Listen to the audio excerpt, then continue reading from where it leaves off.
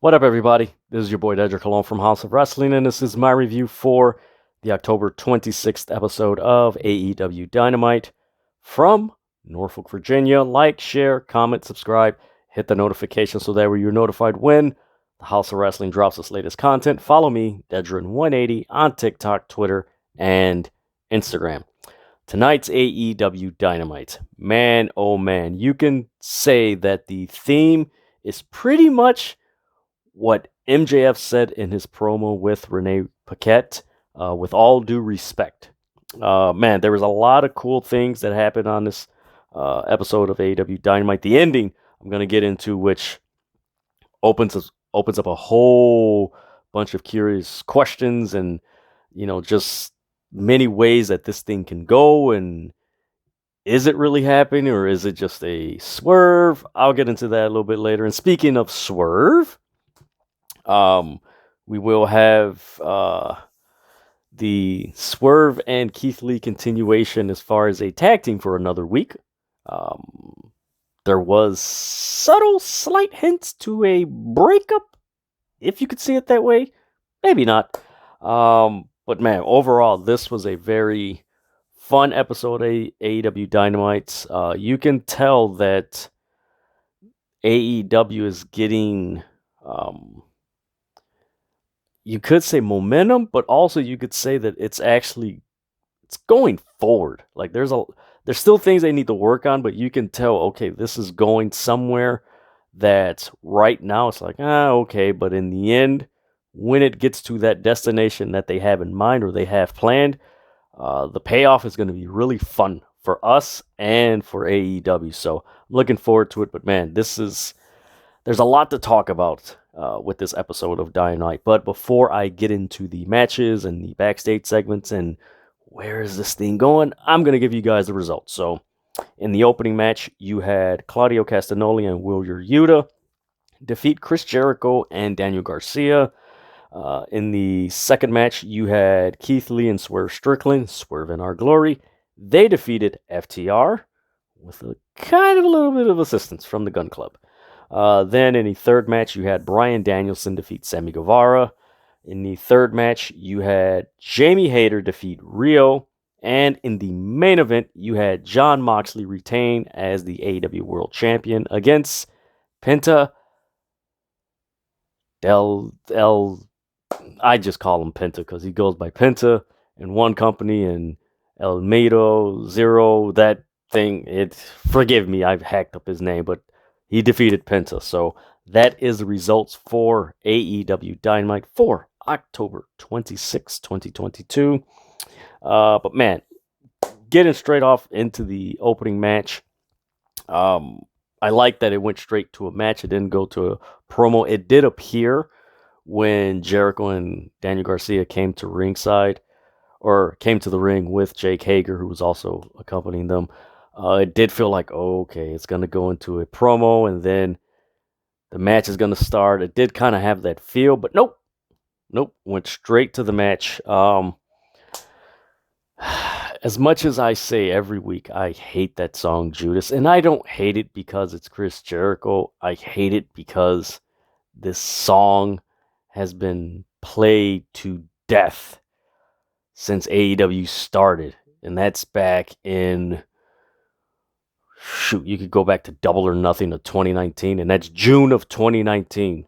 We're in October 2022. Give Jericho a new song, please. But on the flip side, I understand why AEW does it. He's still getting crowd reaction, and actually now the crowd is singing his song more than what they did back then. Like, it just feels like it's even more. It's like it's a thing you do at an AEW event when Chris Jericho comes out. You sing his song. So I can see that. Me personally, I'm tired of the song. Change the song, but I get why AEW plays that song. And I'm sorry, on TV, it comes across like, okay, this is what's going on here. And that's what you want. Of course, us who watch this and have been watching AEW since the beginning, we're like, eh. But for those that may be flipping through the channels and come across, like, hey, I remember Chris Jericho. Ooh, okay, what's going on here? This crowd is singing his song. Like, oh, okay. So you had that uh, this whole night, like starting from this match and throughout the night, like this was probably the um the Dynamite with like where the crowd really expressed who they wanted to cheer for and who they were behind. Like there were a lot of specific chants that were very clear. Like this audience made it clear who they liked and who was the ones that like no matter who they are, these are our people, and this made the show fun.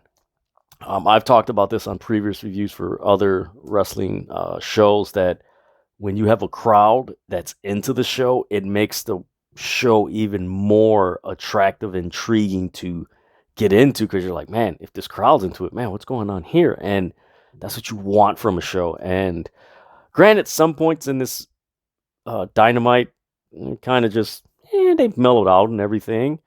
But for the most part, when they like they did some stuff, and I kudos to that crowd, man. So yeah, you had a bunch of Will Yuta chants. There was a point where Chris Jericho countered a man. It was almost like a man. What was it? It was a oh man. It was so he countered a maneuver into a code breaker. Um, and what's interesting about this match, you know, when the Jericho and Garcia got the upper hand. For the most of the match, like Claudio and Will Yuta were just dominating the match. Like this was just all Blackpool Combat Club. But in this point, you had Jericho counter with a code breaker. Then Jericho, um, he actually got power bombed and dropped the bat. Then you had Claudio. Um, this is his thing in AEW now, where he has someone on his shoulder and he's swinging around a person while he has someone on his shoulder. So it's impressive because he does it, but like he doesn't do it too long. Because man, that's you have weight and you're trying to pull someone like I think he did it about 2-3 times to Chris Jericho, which was really impressive. The crowd popped. They're like, oh man, he's gonna do it again. He's gonna do it again. And it wasn't something where normally he teases it. It just happened. It was like, and then boom.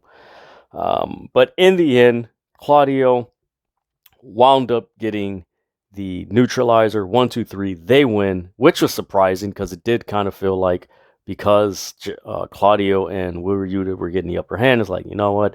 Jericho and Garcia, they're going to sneak out and get a win, and this is going to happen. It's like, all right, whatever. No, Claudio and Will Yuta, they win the match. And then we go backstage where Renee Paquette is with Daniel Garcia, or Bryan Danielson, and he says he's frustrated because he lost to Jericho, and Daniel Garcia turned on him. And then you have Will Yuta come up, and what I liked about this shot was that it wasn't in the standard AEW background with the TV and the what we call the step and repeat and stuff like that, where the AEW background and stuff like that. No, this was actually, it looked like it was right outside where the steps are to the stage. So it was a different shot. I loved it. I wish AEW does that more because it gets rid of the typical, hey, we're in front of the TV and the AEW background, and we're in the interview portion of the backstage area. Like, no, this was just right there, boom, interviewing. I love it. I wish they do more of that because it did feel more authentic and it was more engaging because, like, okay, this is different and this is really cool. Yuta pretty much confronts him and he's like, hey, finally you got some fire. And Daniel Garcia or Bryan Danielson and Yuta are going back, and Yuta replies to him, like, I'm not a kid, I'm a grown-ass man, and don't you ever, like, and then you have Yuta, you have Claudio breaking it up. He's like, no, you know what we're going to do?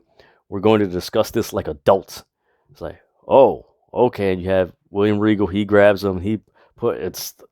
Oh my God, this was really good. And again, they're planting the seeds of there's dissension within the Blackpool Combat Club. Is this going to last longer? Is there going to be a breakup? What was teased last week with MJF and William Regal's promo?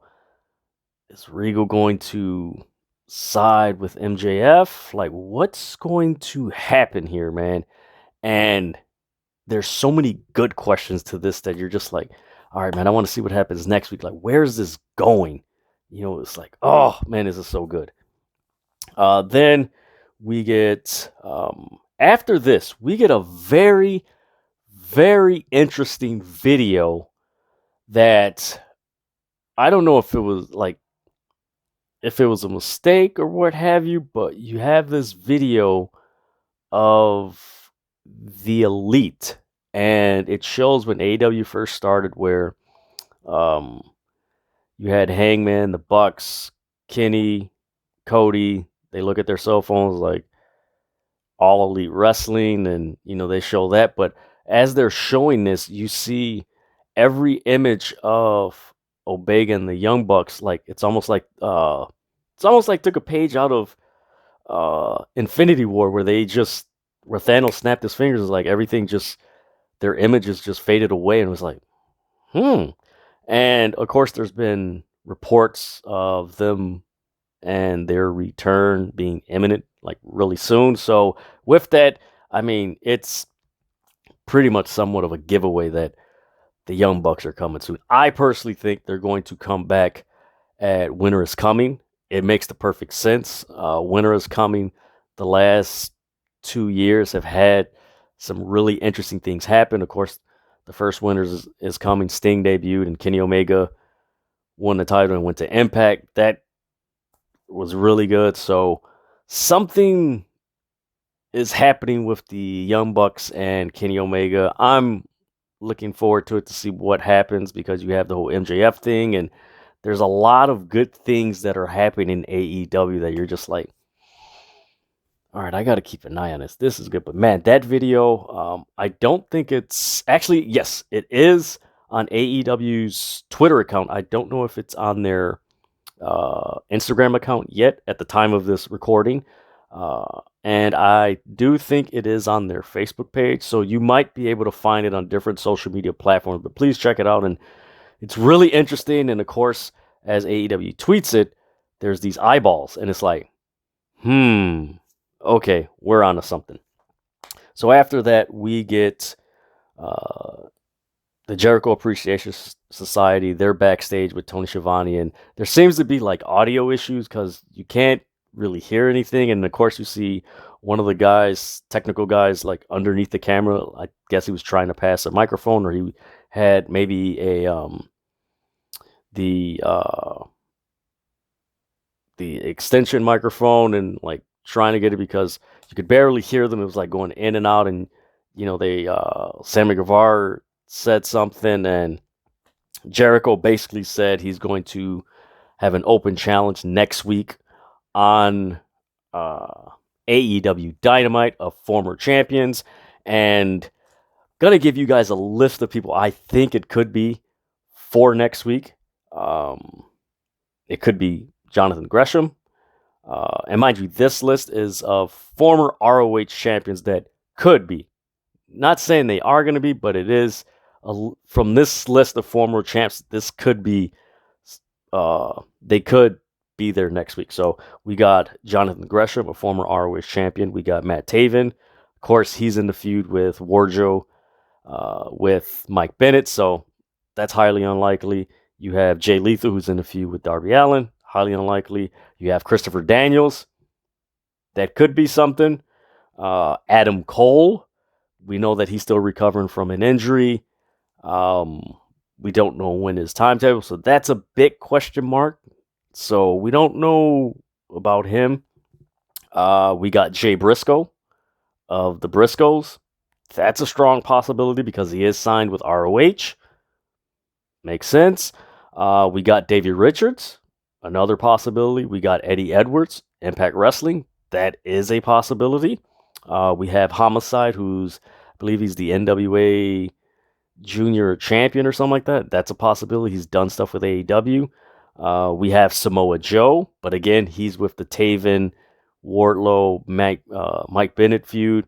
And then also you got PCO from Impact Wrestling. So those are the names that I do think could be showing up next week. Strong possibility. Look forward to it. Then we get, for me, the match of the night, Swerve in Our Glory versus FTR. This was a fun match. This match, they were cheering Swerve. They chanted Whose House, Swerve's House. They chanted Oh Bask in Our Glory. They chanted FTR. And before this match got underway, you had the Acclaim come out and they were sitting on the ramp. Max Caster, Anthony Bowens, and Billy Gunn, they were sitting there watching the match. You had, oh, scissor me daddy chants and everything. So you had all these chants. And for me, this is when the crowd in Norfolk was like really into a match for Dynamite. Not saying they weren't for the other matches, but this was the height of their like interest in a match. Like this was like really, like they were really into it, and it came across on the screen. And just, man, these guys did a phenomenal job. FTR, they are on a run this year. If there was an award for Wrestler of the Year that included both singles wrestlers and tag team wrestlers, they would be probably in the top 3 this year as far as Wrestlers of the Year. They've been on a run. The AEW tag division has already been deep, but like these guys have they've raised the standard where they're not even the AEW tag team champions, but it feels like they're the AEW champions right now, even though the Acclaimed are, which is cool because the Acclaimed are over. So you just have all these popular teams around the same time, and it's so cool. But man, this match, soon as Swerve and Keith Lee get in, so when Swerve comes out, he's booed, and when Keith Lee comes in, he's cheered. So it does feel like they're kind of tapping into the old Sting Lex Luger dynamic, where Luger was the heel and Sting was the babyface and stuff like that. But again, Keith Lee is noticing, hey, you don't have to do cheat or anything like that. So that's another interesting dynamic and storyline in AEW. The Gun Club was at ringside mocking FTR. Like I said, you had the "Oh Scissor Me Daddy" chants. You had Swerve. Whose house? Swerve's house. You had FTR chants. You had "Oh Bask in His Glory" chants, and these just weren't regular chants. Like these were loud, audible chants that came through very clearly, and it made the match even more good. But man, you had Cash Wheel and Swerve Strickland start the match up. Man, Swerve Strickland wrestling FTR, whether it's Cash Wheel or Dax Hardwood, I really need a singles match between him and possibly Dax Hardwood, because man, they have some really good chemistry. So you had that. You had a point in the match where, man, there's so much. I mean, Keith Lee's athleticism, where he did a double springboard, like jumped over both Dax and Cash Wheeler and did his double splash on him, which is freaking amazing. Dax Hardwood's hot tag, where he came in, and I mean, like I said, Dax Hardwood and Swerve Strickland need a singles match. One Dynamite or Rampage, we need to have that match as a main event. From there, you had Dax with the slingshot powerbomb on Swerve Strickland, which was a counter, reverse, and then he wound up exit. Please watch this match and watch this sequence, man. It is beautiful, man. Then you had by that point, you had "This is awesome" chants for this match. That, again, it's something that Swerve in Our Glory, FTR, and Acclaimed have tapped into this AEW audience that this crowd is like 100% behind. And it's amazing to see this considering all the backstage stuff that's come out that's been very, polarizing and in some ways put AEW in a negative position. But there's something good coming out of this storm, and that's it. Then you had the Superplex by Dax Hardwood on Keith Lee. Keith Lee wound up kicking out, which was freaking amazing. Then they wound up doing the Big Rig on Keith Lee and Swerve Strickland just at the right time. Like, this was a wonderful match. I recommend you guys watch this match. This was fantastic. Then, in that same sequence, where Strickland wound up doing a low blow to, I believe it was Dax Hardwood. Keith Lee wound up doing the, like a driver move, pinned him 1, 2, 3. Swerve and Keith Lee win. They are the number one contenders for the AEW World Tag Team title. So they get a third. It's going to be a third time that FTR or Swerve in Our Glory and the Acclaimed are facing off. This should be really fun. It could be at Full Gear. Again, the question, are Swerve Strickland and Keith Lee going to win the titles, or are the Acclaim going to continue their win streak, and are we going to see the eventual more behind the breakup of Keith Lee and Swerve Strickland? So there's a lot of questions with this, which is good questions, and it's just intriguing. It's like, okay, man, where is this going to go? It can go so many ways. Let's watch it. Afterwards, you had the Gun Club. They attacked FTR. Then the Acclaim came in. So you had FTR and Acclaimed and these guys. So we're probably going to get an 8-man tag next week or something.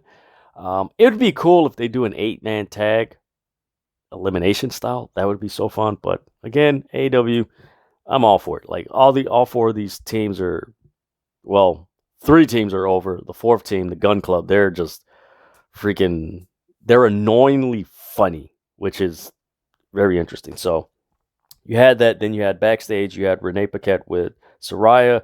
She's interviewing her. And then Britt Baker comes in and they just start arguing. And Renee Paquette's like, you know what? Enough of this. We're going to do this in a proper manner. And it's like, oh, okay. It's like, okay. So you're starting to see more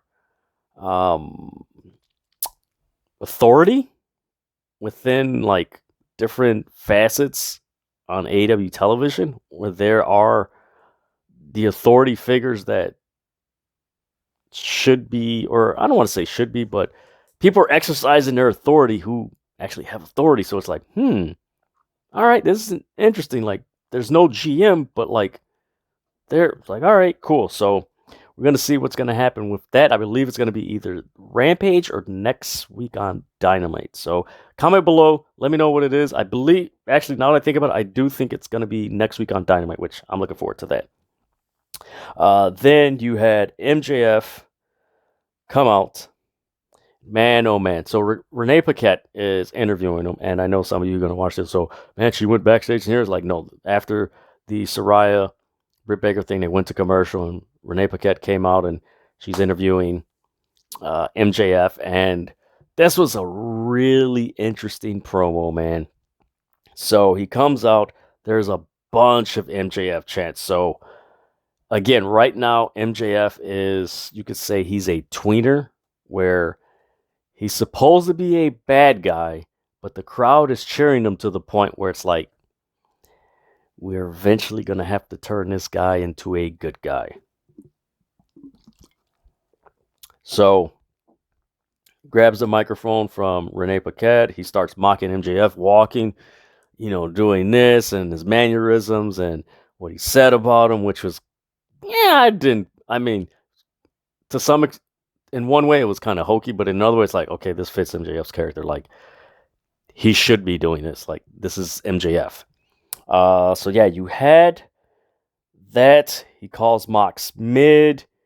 He says, "I'm still MJF. I will not use my diamond ring in my match." And he's laughing like, "Oh, maybe I'll keep it clean." And he mentions that I'm fighting for everyone that said I wasn't good enough. When he says that, Stokely Hathaway comes out. And Stokely Hathaway is about to say something, and MJF smacks the microphone out of his hand, and he says, "I want Moxley at 100%. If you do anything to touch him tonight for the main event, I will fire you." And he walks off. You see Stokely with this angry look, and man, this is some really good stuff.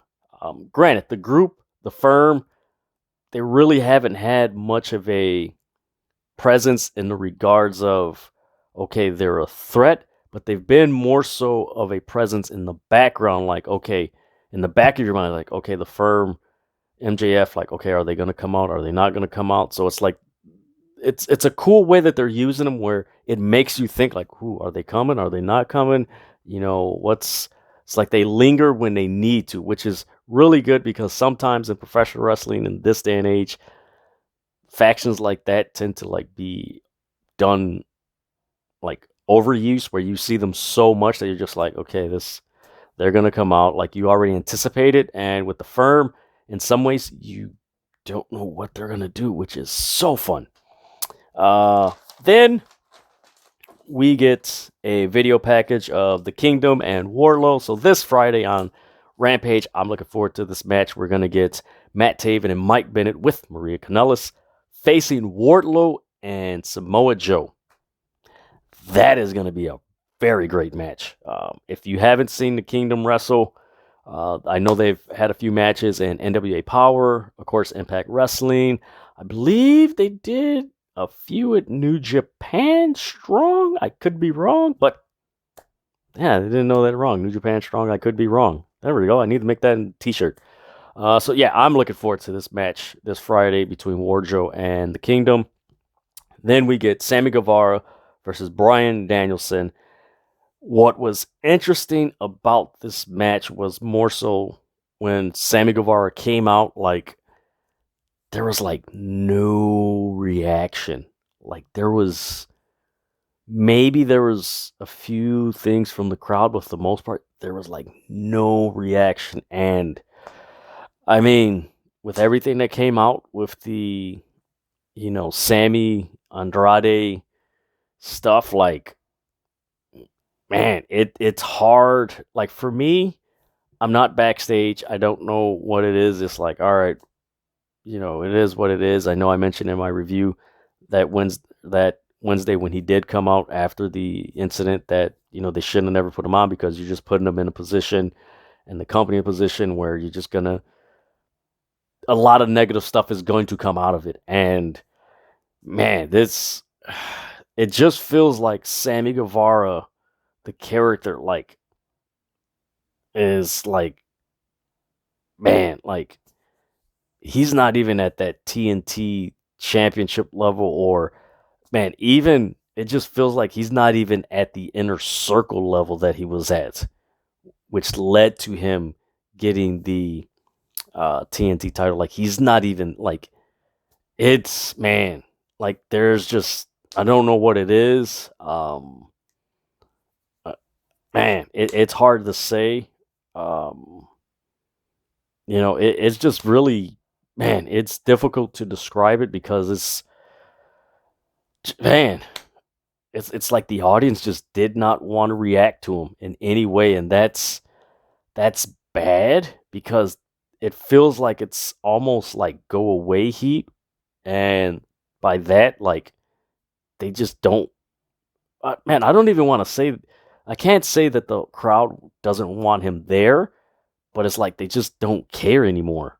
Like, it isn't even like tonight. I'm gonna go back and listen to it. Maybe I was wrong. Comment below. But it was like when he came out, there wasn't no cheer or boo. Like there was no reaction, and that's not a good thing when you're a wrestler. When you come out and there's like no reaction, and I mean, in spite of that, this was a pretty decent match. Like Sammy Guevara, Bryan Danielson, this was a pretty decent match. But again,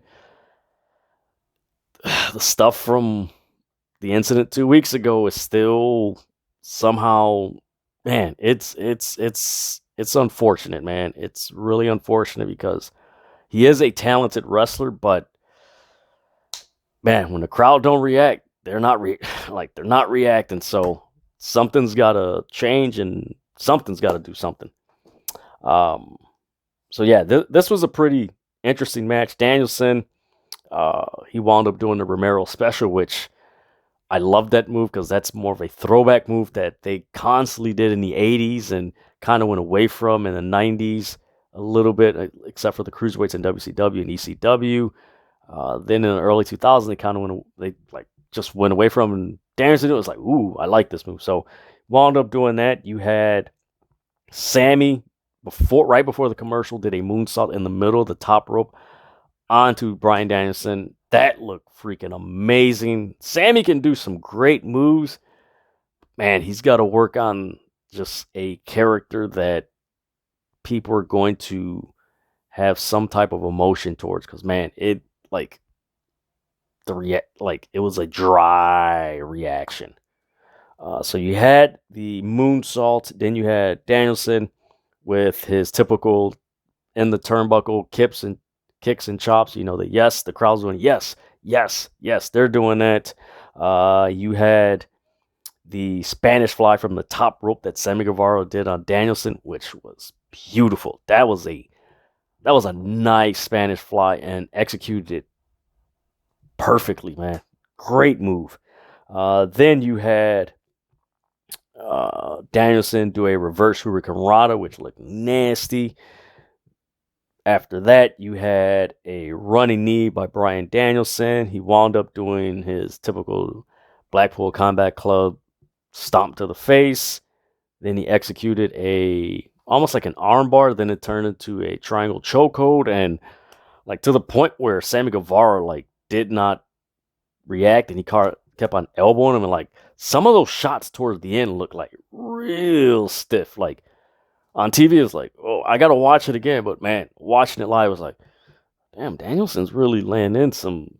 Damn, okay, and that was some stuff, man. But Bryan Danielson, when he needs a win. He's been losing the last few matches, so it was good to see him win. Man, that Danielson laid it in. That it appeared that Bryan Danielson was laying in some forearms. Ooh, man, I can't tell if that's real or fake, but man, I would not want to be in the triangle chokehold with Bryan Danielson. After that, we get a backstage segment with Rey Fenix and Renee Paquette's talking to him about getting more gold and everything. He's interrupted by Christian and Luchasaurus. They're talking about how, they follow up, which is a good thing. They follow up with what Christian and Luchasaurus said last week as far as they want to go after gold.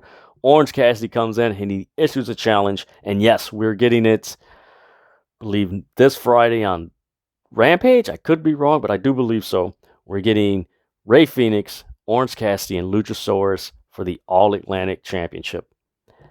That is going to be a fun match considering their different styles of wrestling all coming together in one match.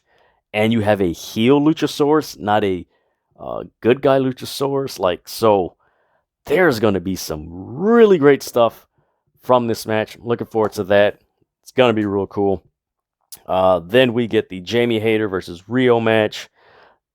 This was an interesting women's match.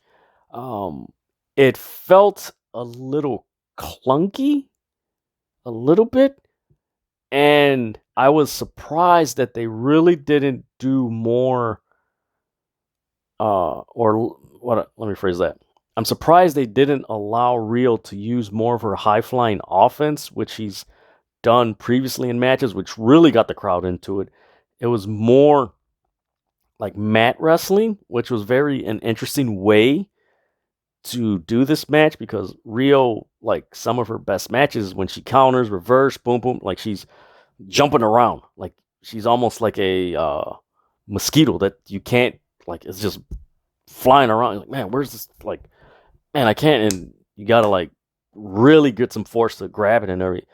grabbing everything. But man, this was an interesting match. It wasn't bad. It was not a bad match. It just felt like real some slight rust as far as being in the ring on Dynamite and AEW TV for a long time. So it was just like that, and like it was just really clunky and like really, how do I put it? Actually, you know what? Not clunky. Somewhat rigid. There you go. That's a better term than clunky. Clunky? No, not it. Yeah, it was a little bit rigid. Considering Real's movesets and Jamie Hayter, so it was like, okay. But towards the end, crowd got into it, man. This crowd really got into it. So you had Let's Go Jamie chants. Then there was a point in the match where Britt Baker tripped Rio. There was Let's Go Rio, Let's Go Hayter chants. Rio did a Code Red, which is pretty much her signature move that she does so beautiful. And Jamie Hayter wound up kicking out, which is like, oh, you heard the crowd. Oh, like when you hear the crowd do that for a fantastic move like that in a women's match, you know it's like this crowd is into it.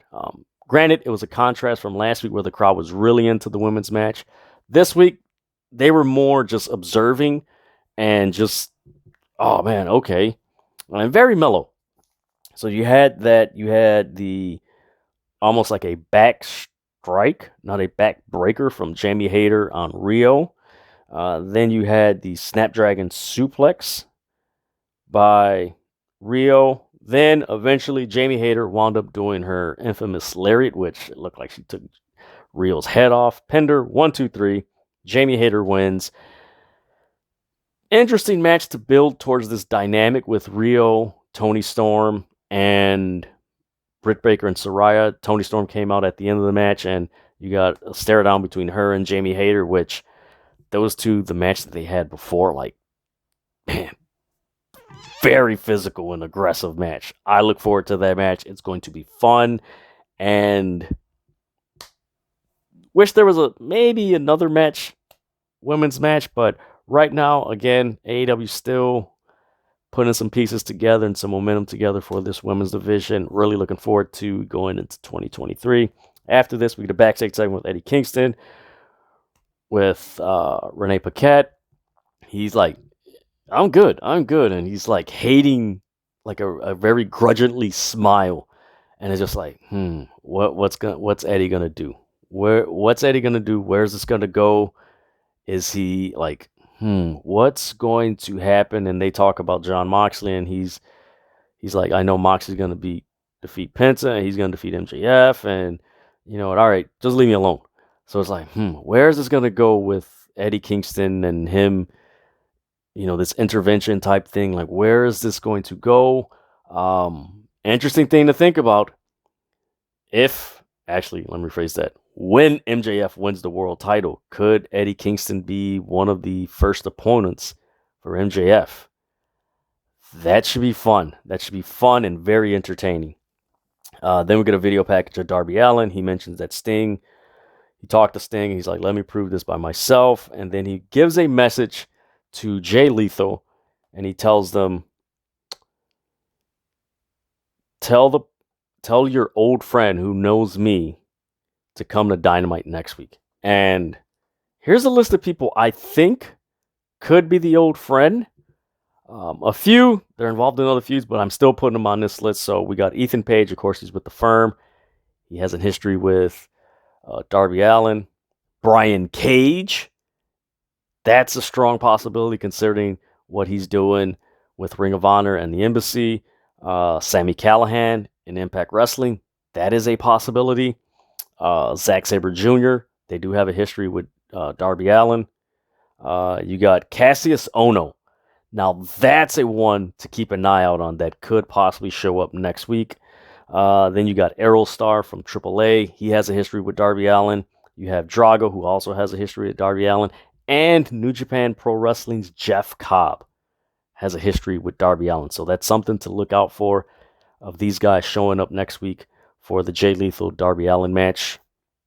See what happens. It's going to be fun.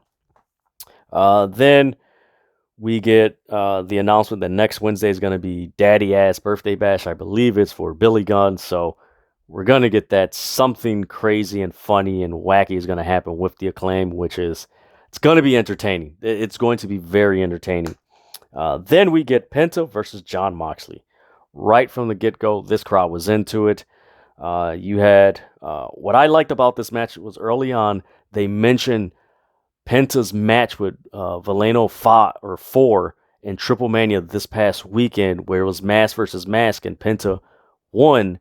I love that they mentioned that, because that was a huge moment in Lucha Libre history, and for Triple Mania, and for Valeno 4, because he's been wrestling for so many years, and of course the history in Lucha Libre of, the unmasking is like very significant, and for them to mention, I'm like, man, it's the little details that, it's like, man, I love that, man. It's so good. Then you had both of them doing taunts to each other. You had Penta doing a snap armbar on Moxley. The interesting thing, like, this was another match where Penta went more mat wrestling with a more lucha libre mat wrestling style, if that's such a thing. But he did incorporate a little bit of lucha libre and snaps and spins and the spinning neck breaker, just all that stuff. Moxley did his thing. Moxley did a DDT on the steel steps, which is crazy when they were on the apron. Then later on in the match, towards the end, Moxley wound up doing the paradigm shift and a Death Rider. 1, 2, 3. He wins. Then afterwards, you get the Firm. You get W. Morrissey come in. He starts beating up Moxley. You get Ethan Page. You get the Gun Club. You get Lee Moriarty. They come in. They just start beating him up. You have Stokely Hathaway coming down at ringside. He's just laughing and, yeah, I told you we're gonna do it. MJF comes out. He's walking back and forth. He's pacing at the ramp, and the crowd is cheering for MJF, and he's just like, oh, and he walks away. And then you see them still beating up Moxley. Then MJF comes in. He comes, runs down to the ring, gets in the ring. He pushes everybody off. He looks at Stokely Hathaway, and he tells him, "You're fired." Then he turns his back, and the Firm beat the hell out of MJF and Moxley. So it's like, are we witnessing a witnessing a turn of MJF turning into a good guy? So they beat him up. Morrissey takes him outside. MJF starting to fight, just trying to attempt to get away, fighting him, and Morrissey just keeps hitting him, and then he choke slams him through the announcer's table, the ringside announcer's table, and he's laying there, and they're laughing. So the question that everyone is asking, is this a big swerve where MJF is just he's swerving everybody, where he's planned this all along and he's going to do this? Or is MJF really turned into a good guy? And that's a big question that's going into Full Gear. And I like this build because, again, you don't know what it is, but you know this is going into a direction where if MJF's turning into a good guy, oh man, this is really cool. This is going to be interesting. If it's a swerve, okay, we know this is MJF, but it's like, ooh, okay, who the hell is going to come up next in line and challenge MJF? Like, who is that person that's going to confront MJF? And maybe this is a possibility with the video of the Elite, Kenny Omega and the Young Bucks. If MJF wins the AEW World Title, could Kenny Omega and the Young Bucks have a thing against the Firm? Just saying, it could happen, but I am really interested to see where this goes leading up to AEW's Full Gear. Man, I'm interested to see what's going to happen, because this is going to be a fun time leading up to Full Gear. I'm excited.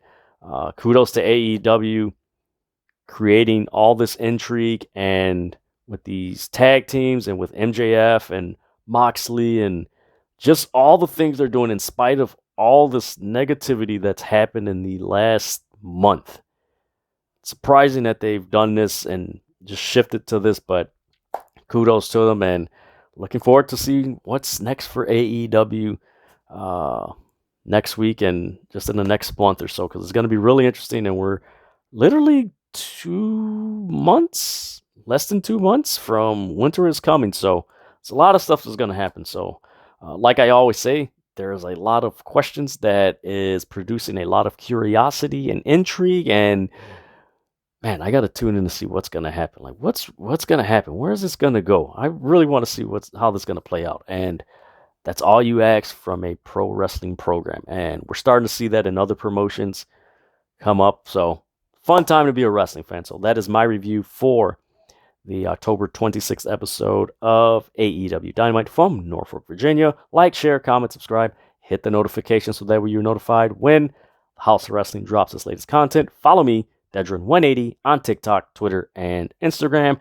And with that, man, let's have some fun with pro wrestling. I'm out.